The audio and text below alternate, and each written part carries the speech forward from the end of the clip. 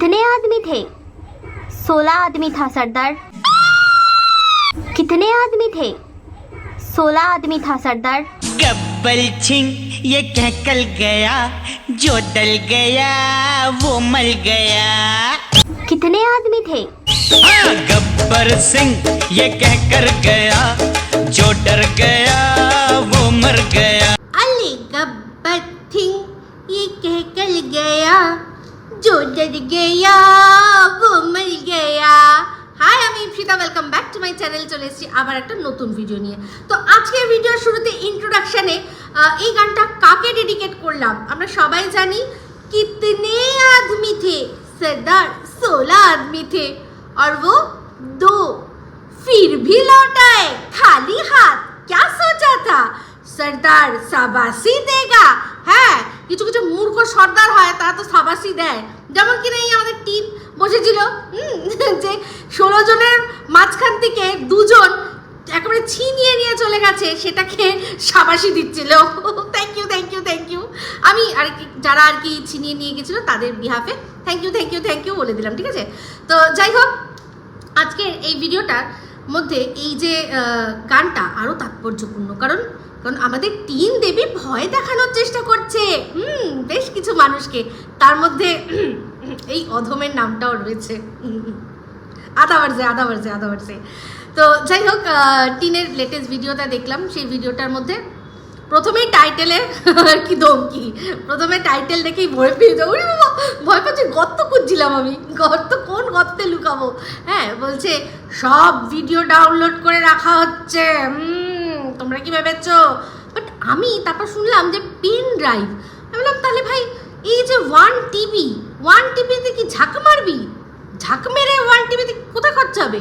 তো যাই হোক, অবশ্যই ব্যাপারটা দুঃখের কিছুটা আছে। আর সেই দুঃখটা মানে সেই দুঃখ পেছনে অনেকটাই আমার হাত আছে। আমি যেটা যখন যা বলি সত্যি আমি সেটা স্বীকার করি। যদি কোনো কিছু ভুল হয়ে থাকে আমি কিন্তু স্বীকার করি। তো এই যে এই গরমের মধ্যে এতটা কষ্ট, সেটার জন্য আমার হাত কিছুটা রয়েছে। কিভাবে অবশ্যই বলবো। তো বলি, এখন ভিডিওটা হচ্ছে টিনের লেটেস্ট ব্লগ নিয়ে। তো লেটেস্ট ব্লগ দেখলাম, ব্লগের শুরুতেই মুখ খুলেই মিথ্যে কথা ফার্স্ট। কি না, এই যে জামাটা পরে এখন এক্সারসাইজ করছি, এটা তো ছিল, আমি ভুলেই গেছি এটা ঘরে ছিল। হ্যাঁ, কোথায় ছিল বলে তো?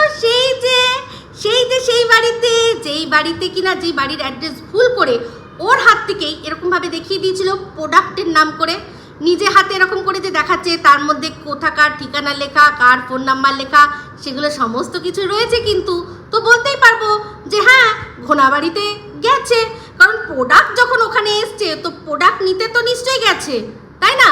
তো যদি কোনো মানুষ যারাই আর কি ভিডিওর মধ্যে বলছে যে ঘোনাবাড়িতে, তো সেটার জন্য ঘোনাবাড়ি দেখার কোনো প্রয়োজন নেই। ওর কাছে ও যে এই যে এভিডেন্সটা দেখিয়েছে যে ওটাই ওর পার্মানেন্ট অ্যাড্রেস, যেখানে ওর প্রোডাক্ট আসে, প্রোডাক্ট আসে, ঠিক আছে। তো সেটা আমরা বুঝতেই পেরেছি। তো কিছুদিন আগে অ্যাকচুয়ালি এই ব্লগগুলো তো বাসি থাকে না। তো আগে যে ব্লগটা দেখাচ্ছিল সেখানে কি দেখিয়েছে, যেটার কথা উল্লেখ করলো যে বেশ কিছু জামা কাপড় ছিল, সেই জামা কাপড়গুলো আমি গুছিয়ে রাখছি। দেখেছিলেন একটা নাইলনের ব্যাগ ছিল, ওই যে এরকম চৌকো মতো এক রকমের নাইলনের ব্যাগ হয়, যার মধ্যে এরকম জিপ দেওয়া, ওই রকম ব্যাগের মধ্যে করে, ওই রকম মানে বাজারের ব্যাগের মতো দেখতে, ওই রকম ব্যাগের মধ্যে করে জামা কাপড় কোথায় থাকে ভাই?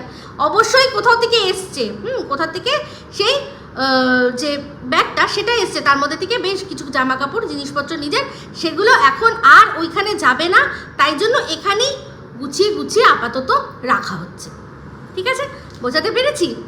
তো সেখান থেকেই আর কি এই যে জামাটা, সেটা মানে ওয়ার্কআউট তো করার জন্য ওর 2টো জামা আছে, এক জোড়ি এই বাড়ি, এক জোড়ি ওই বাড়ি। তো ওই বাড়ির থেকে এখন আর ওই বাড়িতে যাওয়ার লাগবে না, সেই জন্য ওখান থেকে এখানে নিয়ে এসছে। ভুলে কিছুই যায়নি, ওখানে অবশ্যই ব্যবহার করতো, কিন্তু ওখানে তো দেখানো যাবে না। তো আমরা যেখানে ভিডিওর মধ্যে দেখিনি যে ওখানে ওটা করতো কিনা, বাট ওখানে রাখা ছিল সেটা পরিষ্কার বোঝা যাচ্ছে, কারণ এই যে ব্যাগটার মধ্যে থেকে জিনিসগুলো বেরোচ্ছে, এরকমভাবে কার বাড়িতে বেরোয় ভাই, কে রাখে এরকমভাবে? তো যাই হোক, যেটা বলছিলাম, তো প্রথমেই মিথ্যে কথা ধরা পড়ে গেল।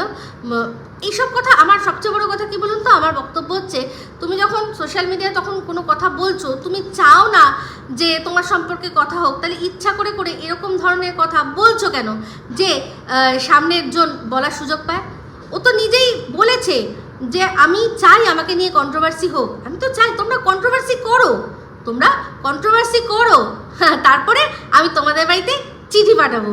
আর তুমি যে এই যে আমাদের গাছে তুলে দিয়ে মই কেড়ে নেওয়ার ব্যবস্থা করেছো, তুমি কি ভাবছো তার এভিডেন্স নেই? সমস্ত রয়েছে, ঠিক আছে?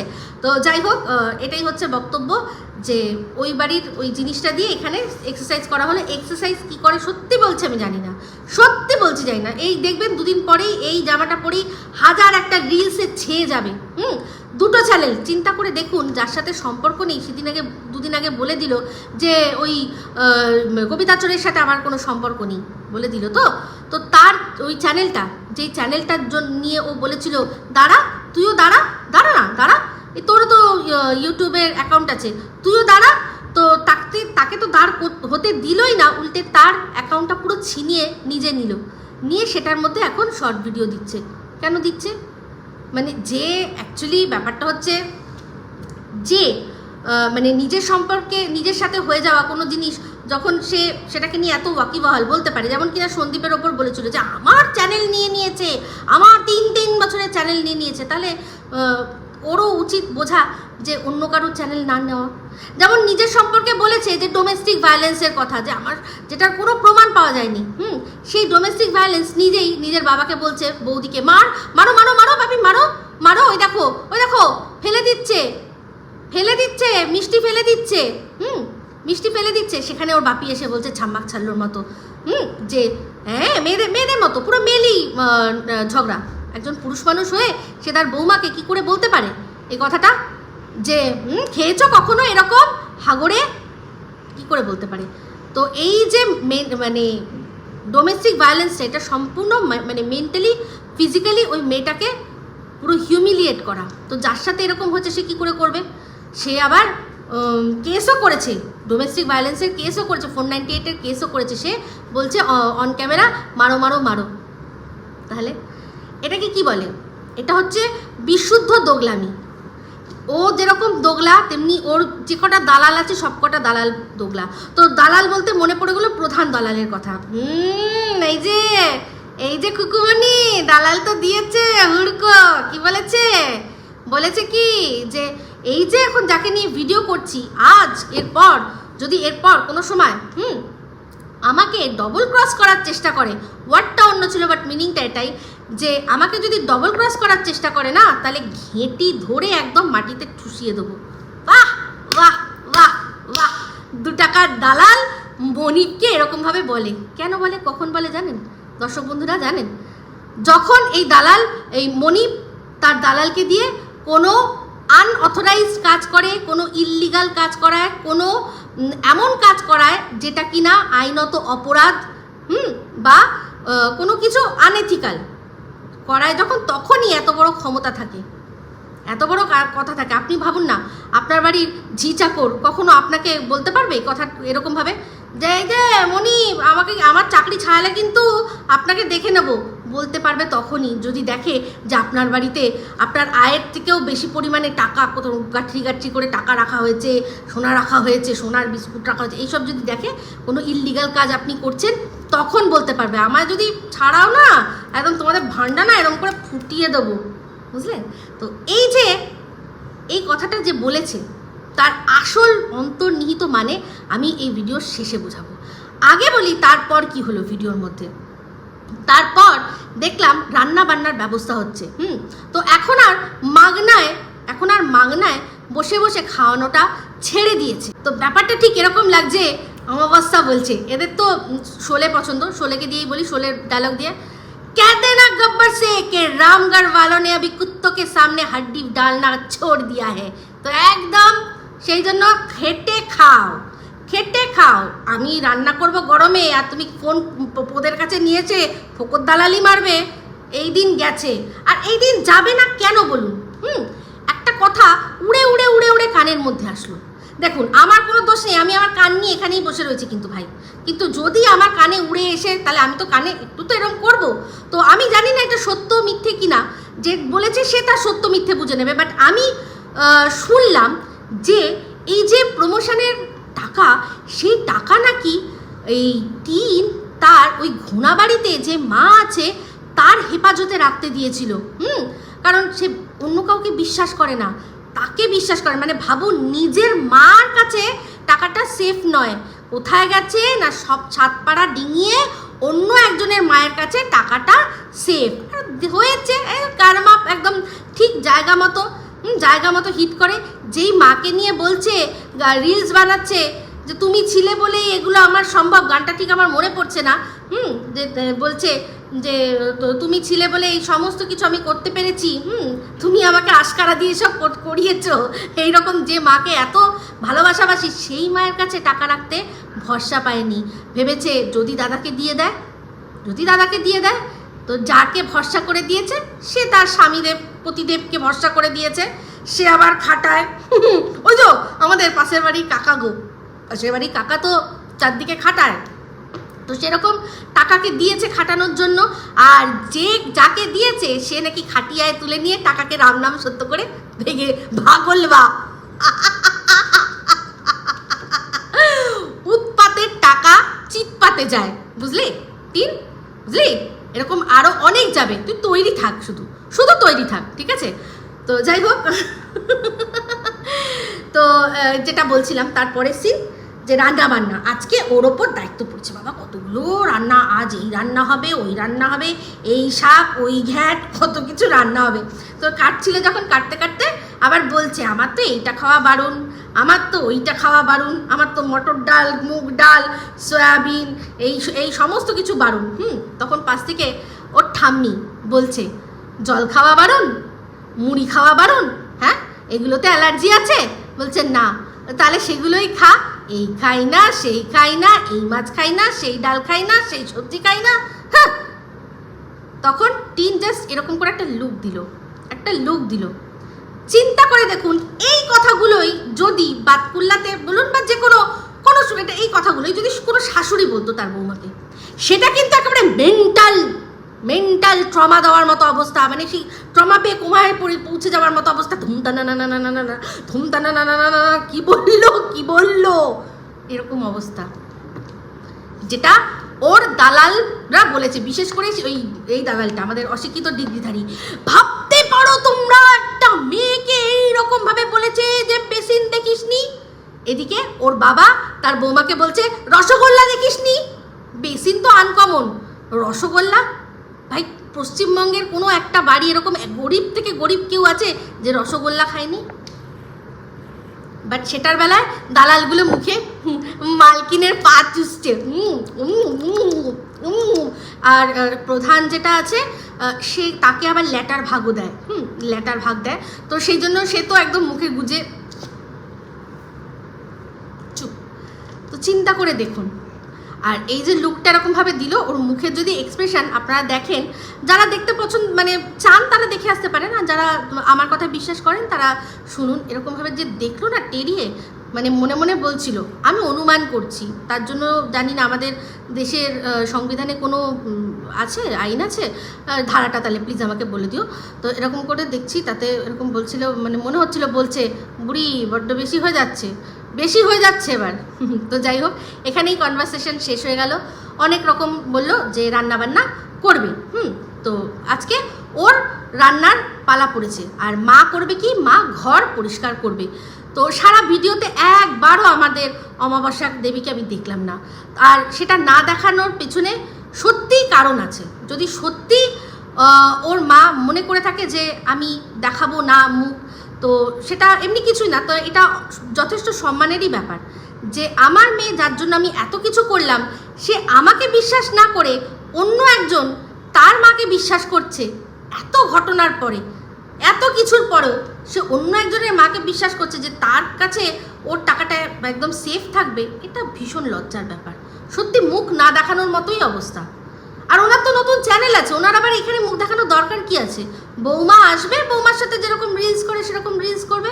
এই জন্য মানে এর থেকে এই যে পরের মেয়ে অনেক ভালো, সে দেখেছেন লাস্ট অবধি বসে থাকে বৌমার শাশুড়ির সাথে, যে খাবে তারপর উঠবে।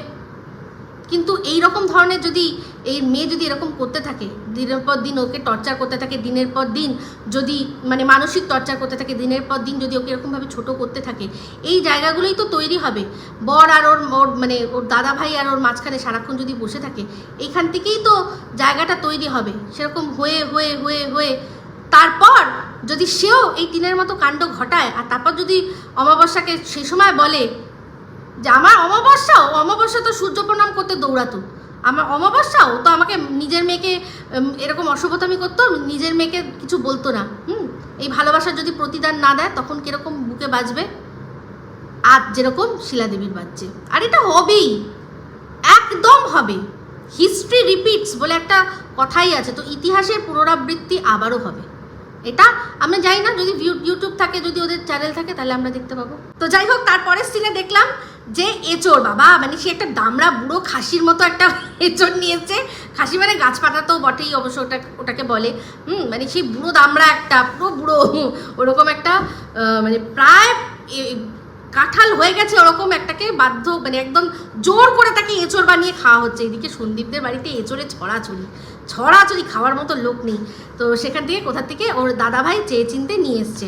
তো যাই হোক, সেটা কাটলো, যখন কাটাটা আমাদের দেখায়নি কে কেটেছে, কিন্তু যখন কাটা হয়ে গেছে তখন দেখালো, তাতে দেখলাম বুড়ো, একদম সত্যি বুড়ো হয়ে গেছে পুরো। ওটাকে এমনি রেখে দিলে কদিন পর মানে খাটের তলায় রাখলে এমনি ওটা পেকে যেত। তো যাই হোক, সেটাকে রান্না করবে বলে কাটাকুটি করেছে। তো তার মধ্যেই দেখলাম যে কলা, বাম্পার অফারে কলা কিনেছে, আর এমন কলা কিনেছে তার নামই জানে না। ভাবুন, চিন্তা করে দেখুন, একটা ও যেখানে থাকতো সেটাও গ্রাম, যেখানে বিয়ে হয়েছে সেটাও গ্রাম, সেটাও গ্রাম, সেখানে একটা কলা, সে কী ধরনের কলা তার নাম বলতে পারছে না। অনেক করে জিজ্ঞাসা করলো মাকে, মা মানে পিছন ঘুরে কাজ করছিল, ঘুরে উত্তর দিল না। তখন বাধ্য হয়ে নিজেই বলল, হলুদ কলা, আমাদের চোদ্দ বেবি, আমাদের চোদ্দ বেবি কোনো কলা চেনে না, তলা চেনেই না। কিষাণু বলে না তলা, হ্যাঁ তলা চেনেই না, ও শুধু একটাই তলা চেনে, যেটা তুতে খায়, তুতে খায়, ওরকম একটা তলা চেনে। হ্যাঁ, সেই তলাটার নাম হচ্ছে তুতনি তলা, চুষনি কলা। এটা কৃষাণুর মতো করে বললাম। এটা হচ্ছে ও অ্যাকচুয়ালি শুধু চুষনি কলা চেনে, বাদ বাকি আর সিঙ্গাপুরি কলাও চেনে না।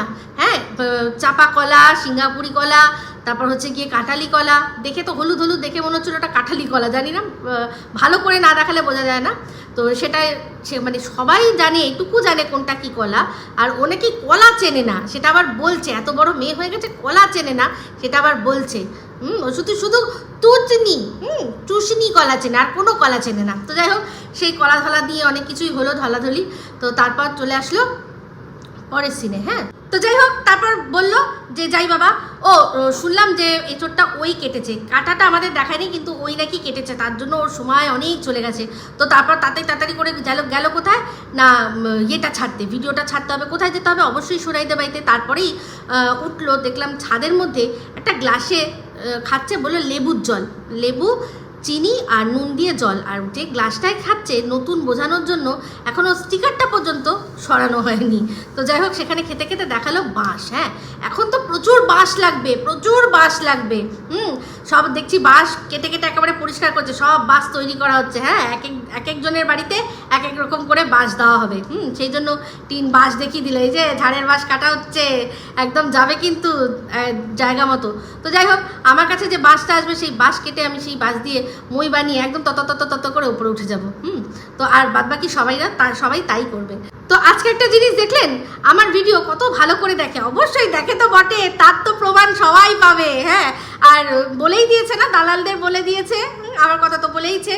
তো অবশ্যই ভিডিও দেখে। তো সব গোলাপ কি জানো, জবা ফুলগুলো দেখাচ্ছিল, লক্ষ্মী জবা হয়েছে, সব জবা হয়েছে, সেখান থেকে ফুল তুলছে, তুলে বলছে যে আমাদের বাড়িতে যা ফুল আছে তার জন্য আর মানে এই দিয়েই আমাদের ঠাকুরের আসন ভরে যায়, আর বাইরে থেকে ফুল নিতে হয় না।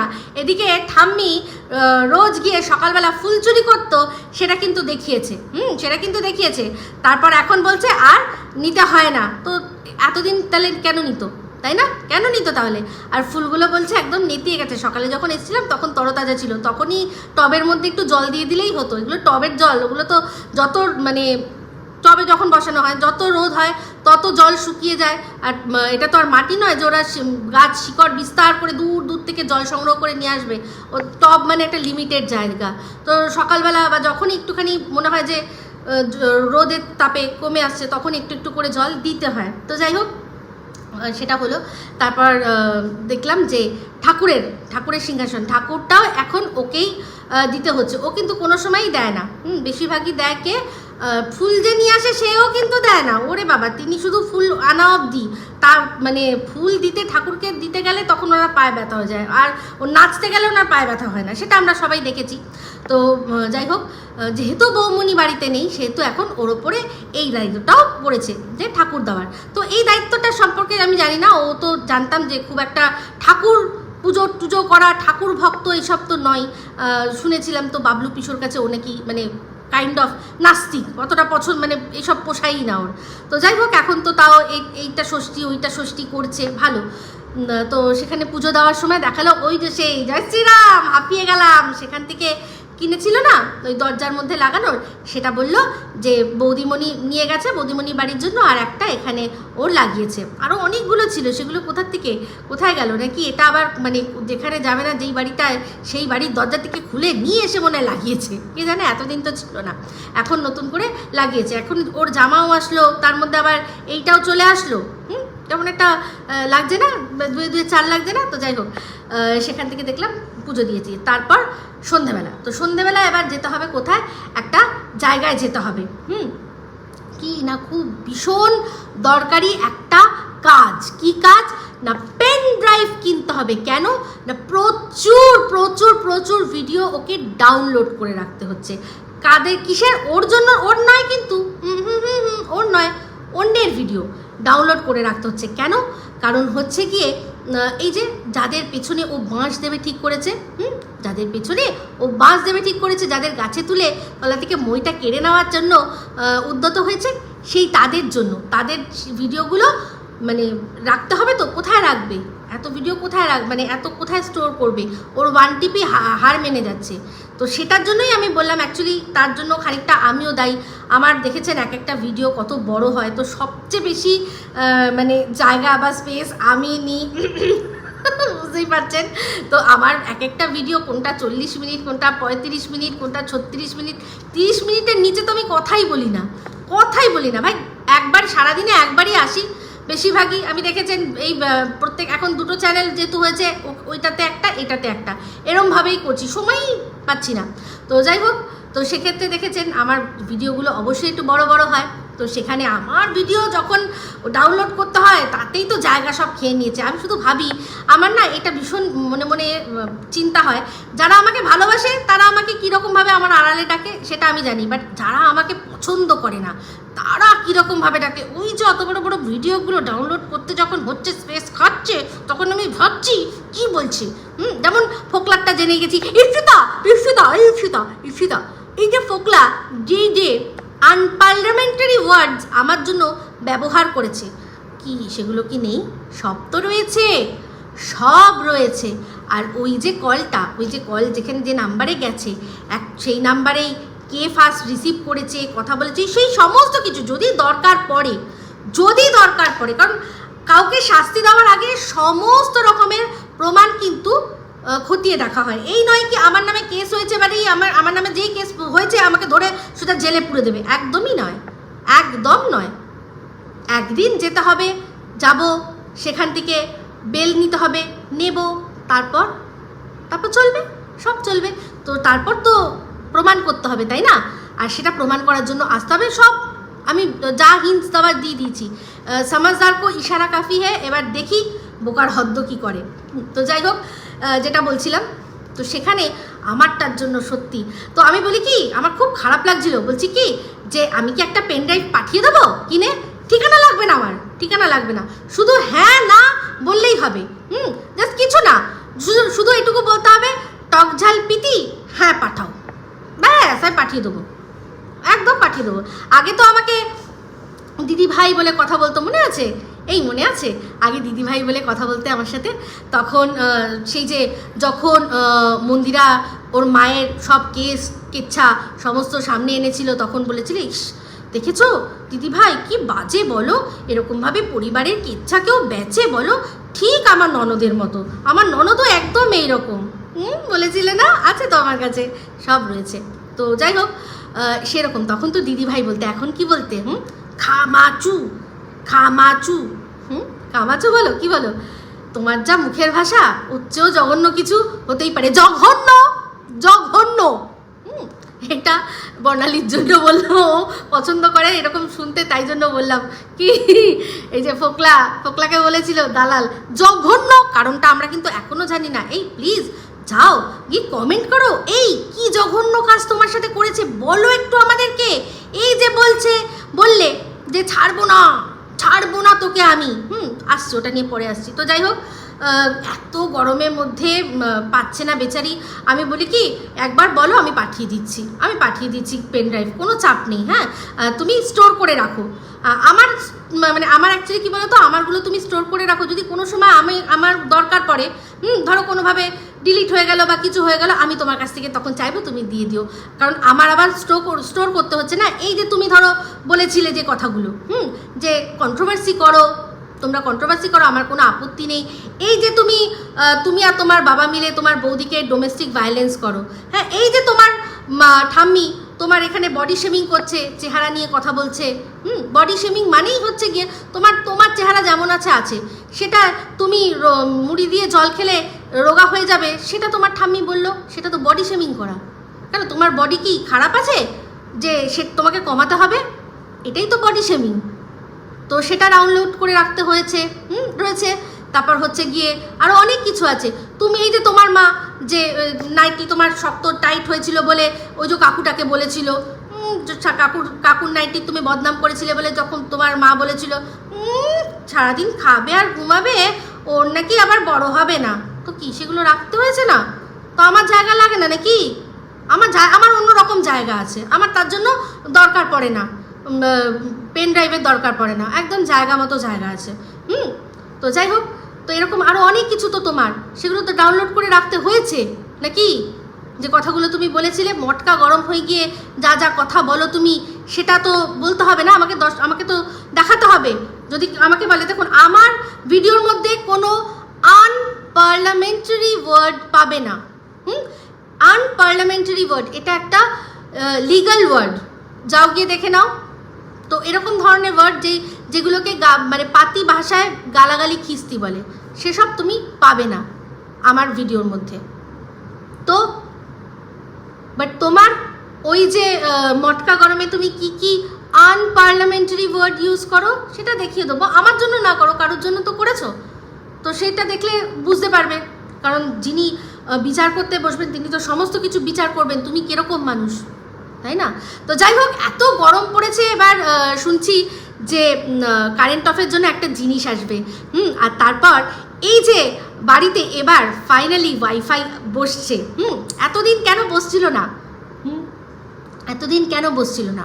অনিশ্চয়তার মধ্যে যে কি হবে, এখানে বসাবো, হ্যাঁ থাকবো কতক্ষণ, আমি যাব বিসর্জন, এরকম তো একটা ব্যাপার ছিল।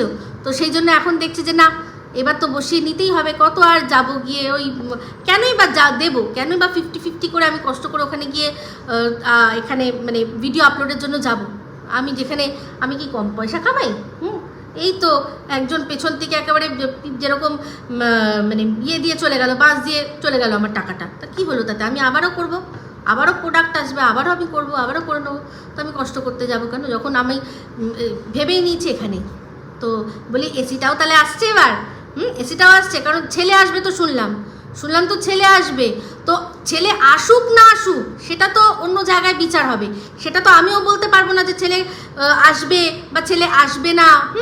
অনুমান করতে পারি, যা এভিডেন্স আছে সেগুলো নিয়ে বলতে পারি, হ্যাঁ, যে আমার মনে হচ্ছে কি। তো তোমার তো মনে হচ্ছে যে তোমার ছেলে আসবে, তাহলে তুমি কেন এখানে একটা এসি বসাচ্ছ না? ছেলেকে রাখবে কোথায়, কিভাবে রাখবে? তো যাই হোক, দেখলাম তোমার বুদ্ধি, চুপার দিদি বলছি, কারা আছো তোমরা?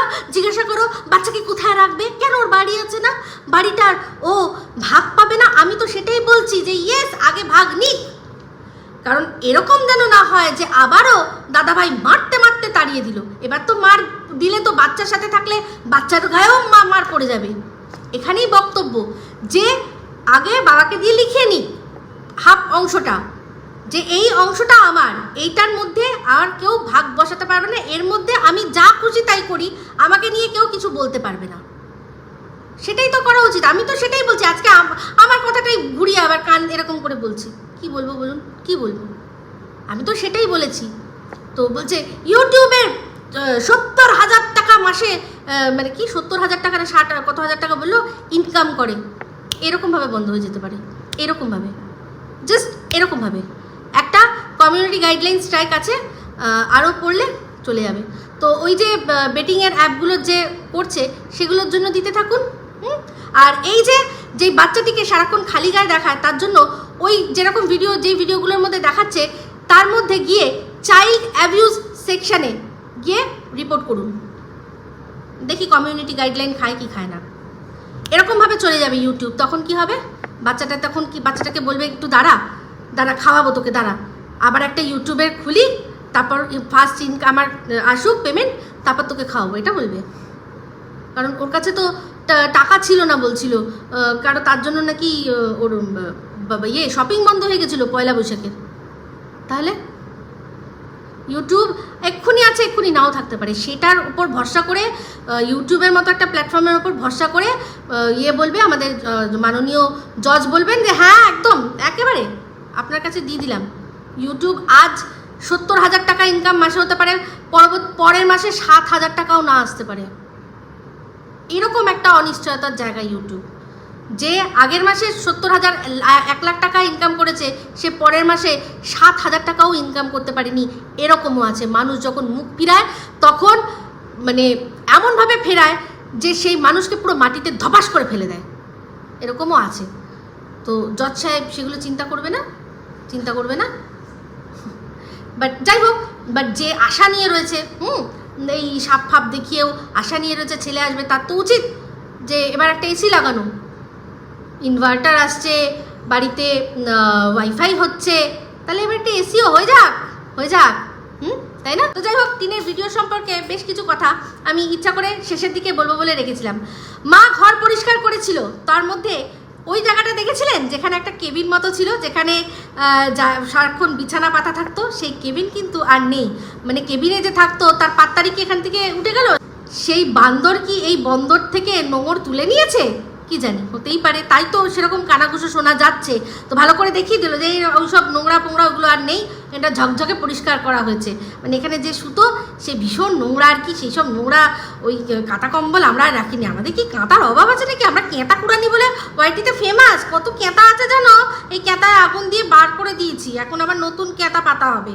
তো যাই হোক, একটা জিনিস দেখলেন যে খুব কষ্ট পেয়েছে গো মেয়েটা, কি কষ্ট পেয়েছে বাবার। কি জানো, ফ্যান খারাপ হয়ে গেছে, তার উপর কারেন্ট নেই, একটা ছোট্ট হ্যান্ড ফ্যান নিয়ে করে সারাক্ষণ ঘুরছে। তো খুব শীঘ্রই ইনভার্টার আসতে চলেছে, খুব শীঘ্রই ওয়াইফাইও আসতে চলেছে। কারণ মানে এবার মোটামুটি ঠিক হয়ে গেছে যে এবার এইখানেই ঘাঁটি ঘাঁটতে হবে, কারণ ওখানেও সেই দেখছি যে আবারও সেই ইন্টারফেয়ারেন্স। তো সংসার মানেই ইন্টারফেয়ারেন্স। কোনো এমন যেটা ভেবে এসছিল যে আমার স্বপ্নों की नगरी मुंबई में एक सुंदर सा फ्लैट होगा बहुत ऊंचे में, ऊंची है बिल्डिंग, लिफ्ट तेरी बंद है। लिफ्ट বন্ধ হলে কি হতো হ্যাঁ কুকুমনি? তো যাই হোক, তো সেগুলো তো সব গুড়ে বালি হয়ে গেছে, পুরো বালিময় গুড়। তো সেই জন্য এখন দেখছে যে আবার আমাকে আবার কাকার ছেলে কাকার বউয়ের মাঝখানে থাকতে হচ্ছে, কি মুশকিল। এইভাবে তো আমি আসিনি। তো সেই জন্য সে সমস্ত কিছু সব গুছিয়ে এবার এখানে সব মানে দালালদের লাগিয়ে দিয়েছে যে সবাই ভালো করে বলো যে আমাকে যেন জমির ভাগটা তাড়াতাড়ি, মানে বাড়ির ভাগটা তাড়াতাড়ি দিয়ে দেওয়া হয়। দালাল লাগিয়ে দিয়েছে, সব দালালদের লাগিয়ে দিয়েছে যে হ্যাঁ ও তো বাড়ির পাবে, ভাগ পাবে। চিন্তা করে দেখুন তো, যে মেয়েটাকে বিয়ে দিয়েছে, এইটা বলে বিয়ে দিয়েছিল যে একটাই মাত্র ছেলে, দিদি আছে, বোন আছে, বোনের বিয়ে হয়ে গেছে, খুব ভালো পরিবারে, সে আর এইখানে আসবে না, কোনো সম্পত্তি ভাগের কোনো ব্যাপার নেই, এই বাড়ি দেখছেন, যা দেখছেন সব আমাদের এই ছেলের, আপনার মেয়েকে বিয়ে দিন। তো তাদের সাথে তো এটা একরকমের ধোঁকা, একরকমের তো ধোঁকা এটা, তাই না? তো যাই হোক, আর কি করা যাবে। তো যেই কথাটা বলেছিলাম সর্বশেষে বলবো, সর্বশেষে কি বলবো বলেছিলাম, এই যে দালাল হুমকি দিচ্ছে, দালাল, এই যে 2 টাকার দালাল নিজের মনিবকে যে হুমকি দিচ্ছে, এত বড় হুমকি দেওয়ার সাহস পায় কি করে? কারণ এই মনিব একে দিয়ে আনএথিক্যাল কাজ করাচ্ছে। সেই আনএথিক্যাল কাজটা কি? সন্দীপকে ফ্রেম করানো, সন্দীপকে চারদিক দিয়ে জালে জড়ানো। এই যে যার সাথে আর আজকে ওর কথা হচ্ছে, যার সম্পর্কে হচ্ছে, তারা যে এদেরই অ্যাপয়েন্টেড নয়, কে বলতে পারে?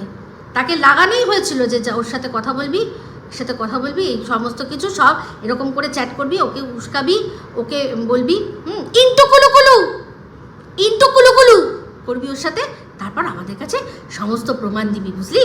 সমস্ত আমাদের কাছে প্রমাণ দিবি। তো সেই জন্য সেরকমভাবেই লেগেছে, সেরকমভাবে লেগেছে। চিন্তা করে দেখুন কি অবস্থা, সে নাকি আবার তার সংসার ভাঙতে চায় না, এদিকে ইন্টু কুলু করতে চলে এসছে।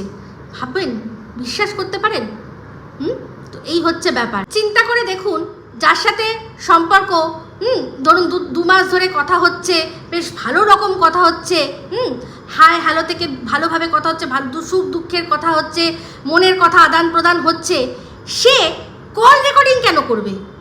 মানে এর প্রথম থেকেই ইন্টেনশন ছিল যে সন্দীপকে কোনো রকমভাবে ফাঁসাতে হবে। ও এসছেই 2 রকমের, মানে ওর হয়তো মেন্টালিটি ছিল, হয় ও সন্দীপকে হাসিল করবে, না হয় এই সন্দীপের মাধ্যমে ও কোনোভাবে ভাইরাল হবে। সেই সন্দীপের দ্বারা সন্দীপ প্রমোট করে দিল কিনা আমি জানি না, সন্দীপ তো আজ পর্যন্ত বলেনি আমি তো প্রমোট করি না, এই কথাটা তো সন্দীপ কোনো সময় বলেনি। তো সেই জন্য ভেবেছে যদি আমি একে দিয়ে যদি আমার মুখ ভাইরাল করে নিতে পারি, তাহলে আমি চ্যানেল খুললেই ব্যাস হার একেবারে উপর দিকে উঠে যাব। সেই জন্য, নাহলে কেউ কখনো এরকমভাবে কল রেকর্ডিং করতে পারে? চ্যাট নয়, ঠিক আছে, যা চ্যাট হয়েছে সেগুলো মানুষ পেতেই পারে, যদিও সেই চ্যাটটা কিন্তু দেখানো সম্পূর্ণভাবে বেআইনি। মানে কারুর এখতিয়ারের বাইরে, তার পারমিশনের বাইরে তুমি কখনো কারুর চ্যাট এরকমভাবে রিভিল করতে পারো না। এটার জন্য মানে অবশ্যই আমাদের আইপিসির সেকশন আছে, ধারা আছে, সেই ধারায় কিন্তু চাইলে কেস করা যায়। কেস দরকার নেই, একটা জিডি করলেই হয়ে যাবে।